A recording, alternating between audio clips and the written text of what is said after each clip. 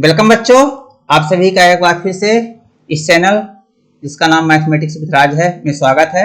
इसमें मैं आप सबके लिए क्लास 10 की सीरीज चला रहा हूँ। क्लास 10 मतलब ऐसी सीरीज की जो आपका सिलेबस है एकदम सिलेबस के हिसाब से ही, जो एनसीईआरटी ने सिलेबस डिसाइड किया है, नया सिलेबस, उसके हिसाब से हर चीज़ें पढ़ा रहा हूँ। तो अक्रम से पढ़ा रहा हूँ, उसी हिसाब से पढ़ा रहा हूँ, क्रम से पढ़ा रहा हूँ। मतलब पहले यूनिट का पूरा चैप्टर खत्म किया, दूसरे यूनिट का बहुपद वाला चैप्टर, रेखीय समीकरण, दो चरों वाले समीकरण, वो पूरा अच्छे से एक एक चीज, एक एक कॉन्सेप्ट, बेसिक हर चीज बताकर खत्म किया हूँ। पूरे क्वेश्चन व्यवस्थित करवाया हूँ। और अब ये द्विघात समीकरण का ये लगभग खत्म होने की चीज में 2-4 क्वेश्चन और हैं, तो वो मैं करवा दूंगा, अब पूरा चैप्टर ही खत्म हो जाएगा। तो इस प्रकार हर चीज व्यवस्थित पढ़ाई जा रही है आपको, जिससे कहीं भी इधर उधर भटकने की जरूरत नहीं होगी।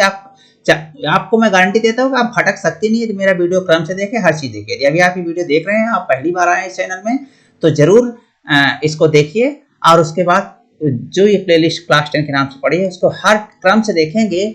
अब कोई वीडियो, जब कोई कॉन्सेप्ट समझना है, कोई बुक को अच्छे से मार्क्स लाना है, तो क्रम से पढ़ने पर ही उसके सभी कॉन्सेप्ट क्लियर होते हैं। तो इसलिए मैं क्रम से डाल रहा हूँ, और क्रम से देखेंगे तो आपका निश्चित है कि 100 में 100 मार्क्स आपको मिलना निश्चित है, और आप गणित में कभी इधर उधर भटकेंगे नहीं, ये मेरी गारंटी है। तो मुझे उम्मीद है कि ये वीडियो आप जरूर देखें। यदि पहली बार आए हैं तो चैनल को सब्सक्राइब भी कर लीजिए, और वीडियो को देखिए। वीडियो को अच्छा लगे तो लाइक भी कर दीजिए, और मेरे और पीछे की वीडियो देखेंगे क्रम से, तो निश्चित रूप से आप वीडियो हमारे लाइक करेंगे और दोस्तों में शेयर भी करेंगे, ये मुझे उम्मीद है। तो चलिए चलते हैं इस द्विघात समीकरण में। जैसा कि मैं बोल रहा हूँ, द्विघात समीकरण वाला यानी क्वाड्रेटिक इक्वेशन वाला चैप्टर है, द्विघात समीकरण वाला। तो उसका एक क्वेश्चन है कि क्या, ये इंग्लिश में है, इसको मैंने हिंदी में इधर ट्रांसलेट कर दिया, सॉरी ये इंग्लिश में इधर ट्रांसलेट कर दिया, हिंदी में लिखा है।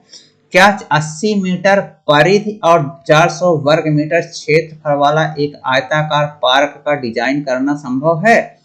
यदि हाँ तो इसको खोजें, मैंने इसको, तो इसकी लंबाई चौड़ाई बताएं। खोजें मतलब तो इसकी लंबाई चौड़ाई बताएं, ठीक है। तो ये तो हो गया क्वेश्चन। और ये थोड़ा परिधि की बजाय बेटर होगा परिमाप लिखें। परिमाप, परिमाप, परिधि जानते हैं कि परिधि जो शब्द है, परिधि परिमाप कॉन्सेप्ट में कोई अंतर नहीं, दोनों सेम चीज बताता है। परिमाप दोनों सेम चीज बताता है, पर परिधि जो है तो जो वृत्ताकार चीजें होती हैं उनको बताता है। परिधि जो है वृत्ताकार, जैसे वृत्त क्या कार चीज है, इसके यहाँ ऐसे ये पूरी बाउंड्री की माप को परिधि बोलते हैं, ये पूरी बाउंड्री की माप को। और परिमाप जो होता है, तो इसके अलावा जो भी चीजें होती हैं उसकी पूरी बाउंड्री की माप को परिमाप बोलते हैं। पूरी बाउंड्री की जो माप होती है, जैसे आपके खेत है तो चारों तरफ की जो उसकी मेड़ होती है, उसका पूरी माप को हम परिमाप बोलते हैं उस खेत की। तो ये बोल रहा है कि क्या 80 मीटर परिधि यानी 80 मीटर परिमाप हो एक आयताकार पार्क बनाना है, डिजाइन करना है, बनाना है, तो क्या ऐसा संभव है कि हम 80 मीटर उसकी परिधि बना सके, 400 वर्ग मीटर क्षेत्रफल? तो चलिए देखते हैं संभव है का मतलब है कोई ऐसा वर्ग समीकरण बना जो जिसके मूल वास्तविक है तभी संभव है। यदि मूल वास्तविक नहीं है, मतलब उसका हल वास्तविक नहीं हो सकता है, मतलब वहां पर x y का मान वास्तविक नहीं हो सकता है, तो फिर वो संभव नहीं है। तो सबसे पहले हम ये देखते हैं कि ये संभव है कि नहीं। उसके लिए इसकी लंबाई चौड़ाई खोजें। तो मान लीजिए, माना पार्क चूंकि आयताकार है तो कि उसकी लंबाई होगी, मैंने मान लिया OX है और चौड़ाई y है। अब ऐसा लंबाई चौड़ाई की इकाई होगी, तो इकाई कैसे पता चलेगी? यहाँ पर ये चूंकि मीटर में दिया है, हर चीज ये मीटर में दिया है, इसलिए ये भी मीटर में है। मीटर में रहेगा तभी वो मीटर में आएगा, ये मीटर। तो x मीटर और y मीटर है। अब ये बोलता है कि 80 मीटर परिधि हो, परिमाप हो। तो हम देखते हैं कि आयताकार, ये आयताकार मान लीजिए पार्क है, ये आयताकार पार्क है, तो हम इसको लंबाई बोलते हैं और इसको चौड़ाई बोलते हैं। तो इसको हमने x मीटर बोल दिया और इसको y मीटर बोल दिया। तो हम जानते हैं कि इन जब चारों को जोड़ेंगे तो ये x और x इसको भी जोड़ा जाएगा, और ये भी x होगा, और ये y है तो ये भी y होगा। आमने सामने की बजाय बराबर होती थी, ये y बाई 2y होगा, ये 2x होगा। जब सबको जोड़ेंगे तो ऐसा होगा x plus y, ax plus y plus x, और फिर प्लस ये फिर से y। चारों को जोड़ेंगे तो ये 2x हो गया और ये 2y, 2 बार x। तो इसलिए आप कह सकते हैं कि इसलिए परिमाप क्या होगी पार्क की? 2 × x प्लस y, ये ही होगा, ये 2x प्लस 2y होगा, और 2 कॉमन लेंगे तो ये परिमाप हो जाएगा। और क्षेत्रफल क्या होगा? क्षेत्रफल आप जानते हैं लंबाई गुणे चौड़ाई, तो लंबाई x है, चौड़ाई y। ये देखिए, ये आपका क्वेश्चन, ये आपका इतना किसी भी आयताकार आकृति जो है उसके बारे में हो, चाहे खेत हो चाहे पार्क हो चाहे जो हो, उसके बारे में इतना सब जानते हैं। अब यहाँ पर एक्स वाई आपने माना है। अब ये बोल रहा है कि प्रश्नानुसार अब आपको बोल रहा है कि परिमाप 80 मीटर, परिमाप कितनी है इक्वल टू 80 मीटर। तो चलिए भाई मेरे परिमाप ये है, तो 2 into X plus Y is equal to 80, और 2 को इधर भाग देंगे तो X plus Y is equal to 80/2 यानी 40। और इस प्रकार यहाँ पर आप कह सकते हैं कि Y is equal to 40 minus X हो गया। ये इसको इधर कर दीजिए, पक्षांतर कर दीजिए भाई, X plus Y equal to क्या आ गया, X plus Y is equal to 40 आ गया। अभी आप इतने में भी रुक सकते हैं, पर हमको मालूम इसकी जरूरत पड़ेगी, इसलिए मैंने डायरेक्ट बना लिया। आप बाद में भी बना सकते हैं। अभी तो आप समझिए कि मान लीजिए कि आपके पास इतना ही, आपके दिमाग आगे तक नहीं काम की, तो आप इतने समझने की कितने की जरूरत है। ये बन गया एक समीकरण। अब क्षेत्रफल एक्स वाई है, तो क्षेत्रफल बराबर 400 वर्ग मीटर दे रहा है यहाँ, ये देखिए। तो ये क्षेत्रफल जो 400 वर्ग मीटर दे रहा है, अब क्षेत्रफल क्या है, अब क्षेत्रफल इज इक्वल टू 400, क्षेत्रफल यहाँ एक्स और वाई है, तो X Y is equal to 400। लेकिन अब देखिए यहीं पर जरूरत पड़ेगी, किसी वाई का मान रखेंगे, प्रतिस्थापन विधि से इसको हल करना है। तो वाई का मान ये रख देंगे, ये तो प्रतिस्थापन। अब ये समीकरण 1 से वाई का मान रखने पर, समीकरण 1 से वाई का मान यहाँ रखने पर, यहाँ मतलब यहाँ पर, यहाँ रखने पर मतलब ये अभी समीकरण यदि आप यहाँ पर रोक देते तो फिर एक समीकरण ये आपको दिख रहा होता और एक समीकरण ये दिख रहा होता ये। लेकिन बात यह है कि इन दोनों समीकरण, ये समीकरण और ये समीकरण को हल करना था। तो इसको हल तभी कर पाएंगे, दो समीकरण तो मिल गए, एक ये समीकरण एक ये समीकरण एक मिल गया, एक ये समीकरण मिल गया और एक ये समीकरण मिल गया। दोनों समीकरण तो मिल गए जितना दिया था।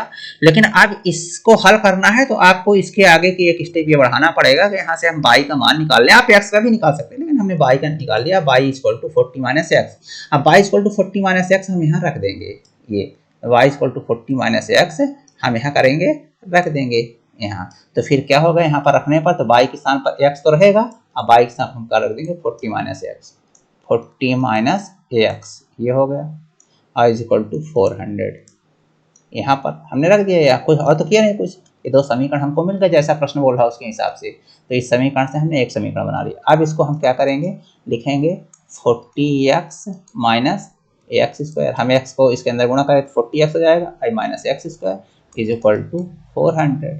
अब हम क्या करेंगे, इसको लिखेंगे, क्रम से लिखेंगे, माइनस एक्स स्क्वायर पहले लिख लेंगे, प्लस ये प्लस है 40x है, और अब इसको हम इधर ला लेंगे तो माइनस 400 हो जाएगा इक्वल टू 0।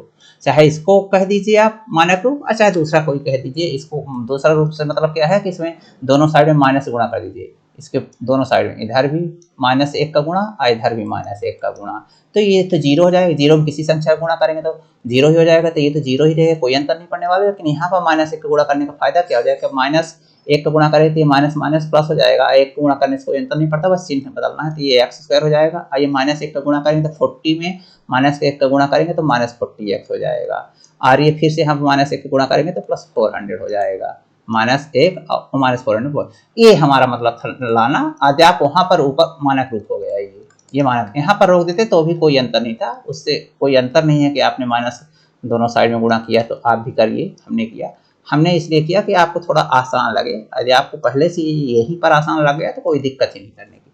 अब यहाँ पर आप हल करने की दो विधियां हैं, बट अभी हमने बोला कि is it possible to design rectangular plot park, तो रेक्टेंगुलर क्या करना संभव है, तो हाँ करना संभव है। क्यों, क्योंकि ये इसका मान वास्तविक आ गया। यदि b square minus 4ac greater than or equal to 0, तो उपरोक्त समीकरण के हल वास्तविक होंगे। तो इस समीकरण के हल जो मानक रूप में आ चुका है, इस समीकरण के हल वास्तविक होंगे।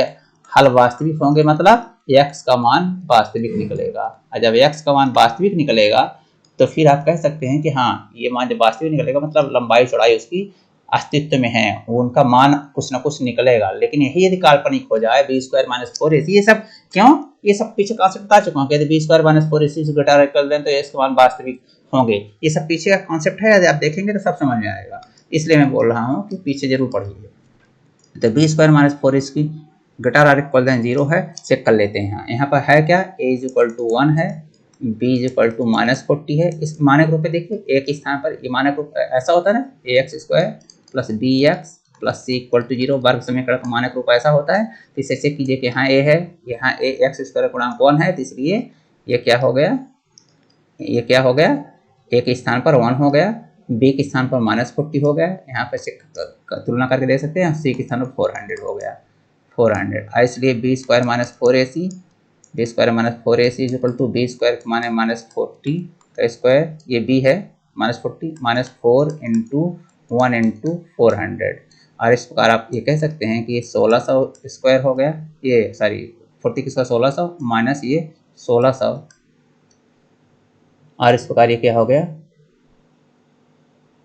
तो सेम चीज़ आ गई, इज इक्वल टू 0।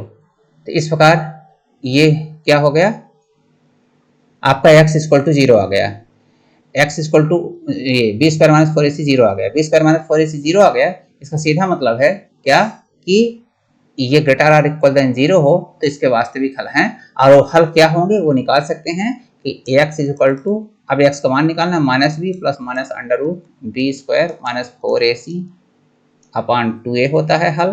तो माइनस बी के स्थान पर ये है, तो आप लिखेंगे -40 अब प्लस माइनस ये बी स्क्वायर माइनस 4ac, ये बी स्क्वायर माइनस 4ac का वैल्यू आप निकाल चुके हैं 0, बी स्क्वायर माइनस 4ac की वैल्यू कितनी आ चुकी है 0 अपॉन 2a का मतलब 2 इंटू 1, 2 इंटू 1, a का मान 1 है। इस प्रकार आप देखें कि ये क्या हो गया, ये माइनस है माइनस, ये माइनस है और ये माइनस है, तो ये प्लस हो जाएगा, +40 प्लस माइनस ये 0 का स्क्वायर रूट 0 ही होगा, अब बटे 2। अब ये 40 में चाहे 0 हटाएं चाहे 0 जोड़ें कोई अंतर नहीं पड़ रहा है, तो मतलब 40/2 यानी 20। तो x का मान 20 आ गया। पहली बात तो आप ये कह सकते हैं कि हाँ ये यहाँ से आप कह सकते हैं, यहाँ से क्या कह सकते हैं कि यहाँ पर आपको लिखना पड़ेगा एक लाइन यहाँ बीच में कि since B square minus 4ac equal to 0, greater or equal than 0 होना चाहिए, इसलिए ये वर्ग समीकरण का वास्तविक है। और जब वर्ग समीकरण वास्तविक है तो ये वर्ग समीकरण बना कहाँ से, इस कॉन्सेप्ट के कारण बना, इस क्वेश्चन ने जैसा बोला उसके कारण हमने ऐसा वर्ग समीकरण बना लिया, और वर्ग समीकरण जो बना तो वास्तविक है, इसलिए ऐसा पार्क संभव है, ऐसा पार्क बनाना संभव है। तो जब वो संभव है तो फिर इसकी लंबाई चौड़ाई बताइए, तो फिर ये लंबाई चौड़ाई ये x इक्वल टू 20 आ गया, और जब x इक्वल टू 20 आ गया तो समीकरण 1 से y equal to 40 minus X है, और इसलिए y इक्वल टू 40 माइनस 20, क्योंकि x की वैल्यू 20 आ चुकी है, x की वैल्यू 20 आ चुकी है, और इसलिए y वैल्यू भी 20 आ जाएगी। तो वो पार्क जो है एक्चुअल में 20, x इक्वल टू 20 या y इक्वल टू 20, वो आयताकार के बजाय वो वर्गाकार है बेसिकली। ये x की वैल्यू भी 20 आ रही है और y की वैल्यू भी 20 आ रही है। ये इस प्रकार मुझे उम्मीद है कि ये जो आपका एक क्वेश्चन था उसका पूरा कॉन्सेप्ट भी क्लियर हुआ होगा। ये क्यों पूछा है, क्या संभव है, ये चेक करने का कि हाँ जो वर्ग समीकरण बनेंगे, इससे जो आप जब समीकरण बनाएंगे तो निश्चित रूप से एक वर्ग समीकरण बनेगा, वो क्वेश्चन बनाने वाले को समझ में आता है। अभी आप चूंकि कॉन्सेप्ट ना क्लियर होगा, अभी उतना अभ्यास नहीं, इसलिए नहीं आपको भी समझ आएगा कि इस क्वेश्चन से कैसा समीकरण बनेगा। यदि आपको समीकरण बनाने का कॉन्सेप्ट या प्रोसेस इतना स्ट्रांग हो चुका है तो आप तुरंत समझ जाते हैं कि प्रश्न पढ़ते ही कि उस प्रश्न से किस तरह का समीकरण बनेगा। तो जैसे मैं पढ़ा मुझे समझ आएगा कि हाँ वर्ग समीकरण बनेगा। अब जब वर्ग समीकरण बनेगा तो मैंने पीछे कॉन्सेप्ट बता चुका हूँ, सब जरूर देख लीजिए कि वर्ग समीकरण वो वास्तविक भी हो सकता है, काल्पनिक भी हो सकता है। तो यदि वर्ग समीकरण वास्तविक है, इसका मतलब कि जो वर्ग समीकरण इन कंडीशंस को अपनाते हुए बनाया है वो वास्तविक है, मतलब हाँ आयताकार पार्क वास्तव में बन जाएगा, वास्तविक बनेगा। लेकिन यदि जो वर्ग समीकरण बना वो काल्पनिक है, मतलब इन कंडीशन का हमने यूज करते हुए, प्रयोग करते हुए जो समीकरण बना है काल्पनिक है, मतलब वो आयताकार पार्क काल्पनिक है, मतलब हकीकत में वो नहीं बन सकता है। तो जब हकीकत में बन ही नहीं सकता तो फिर हम लंबाई चौड़ाई कैसे बना पाएंगे। तो इस प्रकार जब ये हकीकत में नहीं बन सकता तो नहीं लंबाई चौड़ाई बता पाते, लिख देते यहाँ पर, वो कैसे पता चला, यहाँ से पता चलता है। ये बी स्क्वायर, ये कहाँ से पता चला आपको कि ये सब पीछे मैं कॉन्सेप्ट बता चुका हूँ कि ये ऐसा क्यों होता है, सब डिटेल से बताया गया होता है एक्चुअली क्यों है ऐसा, ऐसी स्थिति हो तो क्यों होता है। तो ये वास्तविक हल होगा क्योंकि ये ऐसा आ रहा है कि B square minus 4ac greater than 0 देखो तो वास्तविक होता है। हमने देख भी लिया कि हाँ ये बी स्क्वायर माइनस 4ac यहाँ से देख लिया कि बी स्क्वायर माइनस 4ac ये आया इक्वल टू 0, 0 हो या 0 से बड़ा हो, ये लिखा है greater or equal than 0, greater or equal than मतलब 0 या 0 से बड़ा हो सकता है। तो आपने देखा कि बी स्क्वायर माइनस 4ac जो हमने लिया ये बी स्क्वायर माइनस 4ac ये इसकी वैल्यू यहाँ पर 0 आ गई, इसका मतलब ये है कि ये वास्तविक हल देगा, यानी ये वर्ग समीकरण वास्तविक है। तो यदि ये वर्ग समीकरण वास्तविक है तो फिर इसका निश्चित रूप से वास्तविक है तो पार्क तो बन सकता है, इसलिए यहाँ पर आपको लिखना पड़ेगा कि चूंकि ये ऐसा है इक्वल टू 0 है इसलिए ये वर्ग समीकरण वास्तविक है, इसलिए जो आयताकार पार्क बनेगा वो वास्तविक होगा। अब वो उसकी लंबाई चौड़ाई क्या है तो आप यहाँ से निकालिए कि x इक्वल टू 20, और जब x इक्वल टू 20 निकालिए तो समीकरण 1 में देखिए ये समीकरण 1 था, ये हमने लिख दिया था पहले ही, हमको मालूम था कि x के बाहर निकलेगा जब हम y यहाँ पर रख देंगे तो y इक्वल टू 40 माइनस 20 वो भी निकल आएगा। तो इस प्रकार मुझे उम्मीद है कि ये जो क्वेश्चन थे आपको बहुत अच्छे समझ में आए होंगे, कोई एक पैसे की भी दिक्कत नहीं हुई होगी। ये क्वेश्चन बड़े आराम से समझ में आया होगा। यदि किसी की कोई दिक्कत है तो वीडियो को 1-2 बार आगे पीछे करके देख ले, सब समझ आएगा। फिर भी अगर दिक्कत है तो निश्चित रूप से पीछे की दिक्कत है तो मेरे वीडियो हर चैप्टर के हर क्रम से पढ़ें, कोई ऐसा नहीं है कि यदि क्रम से पढ़ेंगे तो अपने यहाँ आप सब चीज़ें समझ आएंगी, कभी कोई आपको ट्यूशन की जरूरत नहीं पड़ेगी ना कभी कोई कोचिंग की जरूरत पड़ेगी, आपको 100% मार्क मिलना निश्चित है यदि इस वीडियो हमारे इस चैनल को फॉलो करते रहें। तो नए वीडियो आते रहते मैं डालता रहता हूँ क्रम से, उनको जरूर देखते रहिए। तो इस उम्मीद के साथ कि आपको वीडियो अच्छा लगा होगा, दोस्तों में आप शेयर कर लीजिए ताकि आपको भी फायदा हो और आपके दोस्तों को भी फायदा हो। चैनल को सब्सक्राइब कर लीजिए और एक लाइक जरूर कर दीजिए। चलिए मिलते हैं अन्य इसी चैप्टर कुछ और क्वेश्चन के साथ अगले वीडियो में, तब तक के लिए बहुत बहुत धन्यवाद।